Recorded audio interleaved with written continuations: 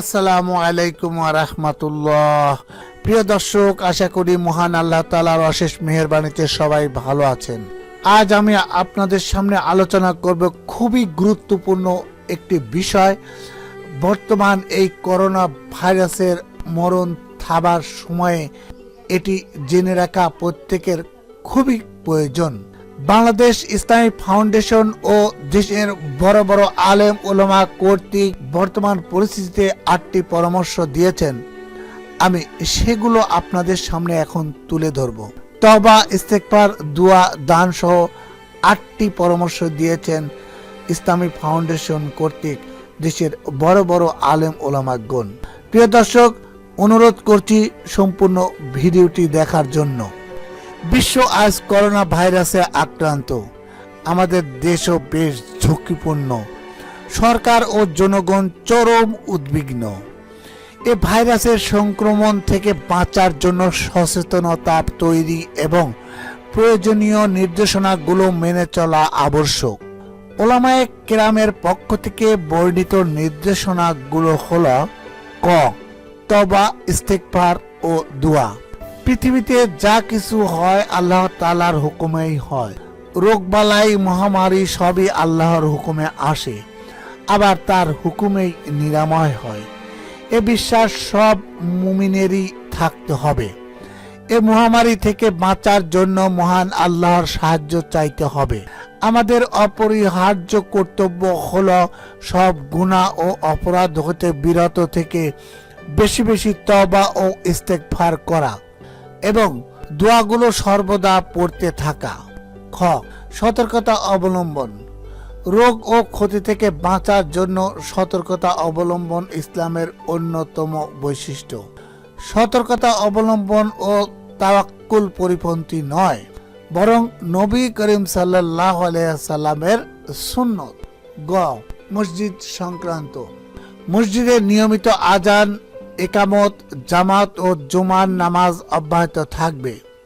তবে জুম্মা ও জামাতে মুসল্লিদের অংশগ্রহণ সীমিত থাকবে এবং নিম্নলিখিত ব্যক্তিরা জুমা ও জামাতে অংশ নেবেন না: 1, যারা করোনা ভাইরাসে আক্রান্ত। 2, যাদের সর্দি, জ্বর, কাশি, গলা ব্যথা ও শ্বাসকষ্ট আছে। 3, যারা আক্রান্ত দেশ ও অঞ্চল থেকে এসেছেন। 4, যারা উক্ত রূপ মানুষের সংস্পর্শে গিয়েছেন। 5, যারা বিভিন্ন রোগে আক্রান্ত। 6, বয়োবৃদ্ধ, দুর্বল নারী ও শিশু। 7, যারা অসুস্থদের সেবায় নিয়োজিত।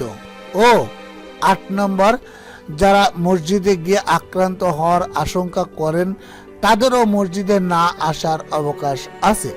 যারা জুমা ও জামাতে যাবেন তারা সবাই যাবতীয় সুরক্ষা ব্যবস্থা অবলম্বন করবেন।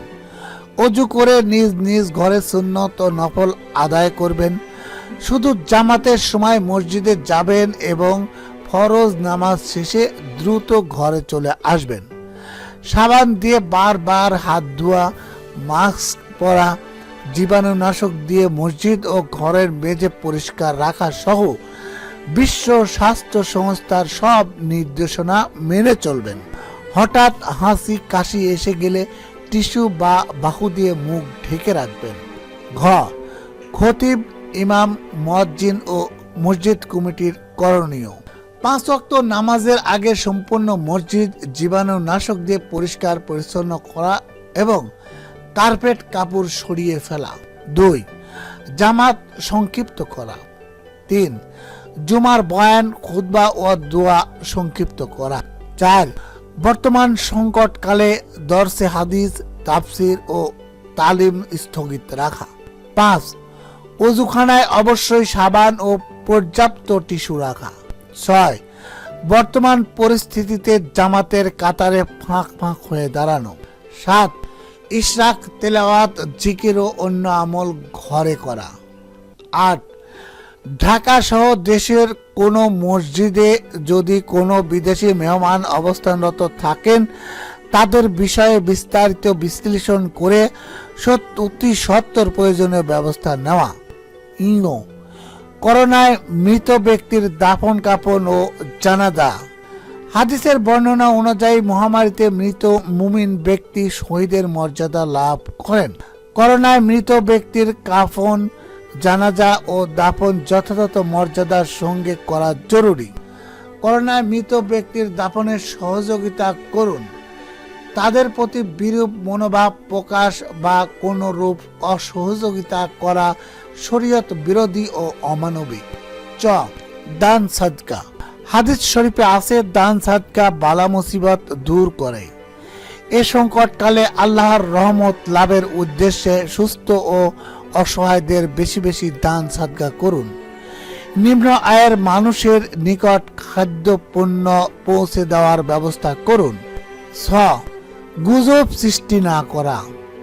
এ সমস্ত বিষয়ে গুজব মানুষের জন্য মারাত্মক ক্ষতির কারণ হতে পারে। তাই গুজব সৃষ্টি করা বা গুজবে বিশ্বাস করা থেকে বিরত থাকবেন। প্রচারণা। ওলামায়ে কেরামের এই আহ্বান আন্তরিকতার সঙ্গে ব্যাপক প্রচার ও বাস্তবায়নের জন্য দেশের সব মসজিদের খতিব, ইমাম, মসজিদ কমিটি, গণমাধ্যম, জনপ্রতিনিধি, ইসলামিক ফাউন্ডেশনের বিভাগ, জেলা ও উপজেলা পর্যায়ের কর্মকর্তা, কর্মচারী, শিক্ষক সহ সব শ্রেণী পেশার মানুষকে উদাত্ত আহ্বান জানানো হয়। ইসলামিক ফাউন্ডেশন জানায়, করোনা ভাইরাসের এ সংকটকালে শরীয়তের দিক নির্দেশনা চেয়ে দেশের শীর্ষস্থানীয় ওলামায়ে কেরামদের পরামর্শ নেওয়ায় তারা প্রধানমন্ত্রী শেখ হাসিনার প্রতি আন্তরিক ধন্যবাদ ও কৃতজ্ঞতা জ্ঞাপন করেন। প্রিয় দর্শক, আশা করি বর্তমান করোনা ভাইরাসের আক্রমণের প্রেক্ষাপটে আপনারা এই কোনো রকম ঝুঁকির মধ্যে যাবেন না এবং ইসলামিক ফাউন্ডেশনের যে নিয়মগুলো দিয়েছেন, যে উপদেশগুলো দিয়েছেন, সেগুলো পরামর্শগুলো দিয়েছেন, সেগুলো মেনে চলবেন এবং একে অপরকে সহযোগিতা করবেন সুস্থ থাকার জন্য, নিরাপদে থাকার জন্য। যারা আমার চ্যানেলটিতে নতুন এসেছেন, অনুগ্রহ করে সাবস্ক্রাইব করবেন যেন আবার নতুন কোনো ভিডিও আপলোড দেওয়ার সঙ্গে সঙ্গে সবার আগে পৌঁছে যায় আপনার কাছে। আল্লাহ হাফেজ।